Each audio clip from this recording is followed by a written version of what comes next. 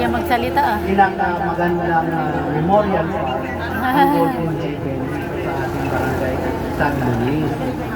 Naalala ko po ito nung binabalangka sa San Luisan.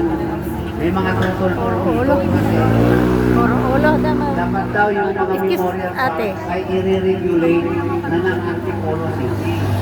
So, sabi ng sementeryo ang ating siyudad.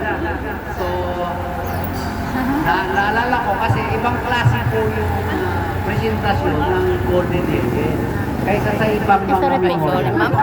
Kaya palakpakan nyo, yayaman kayo. Yeah. Alam na alam ni kuya, yayaman daw. Tingnan mo naman sila, malulusog. Palakpakan natin yung mga malulusog. Lulusog talaga. At yung magaganda. Palakpakan po natin. So maraming salamat po.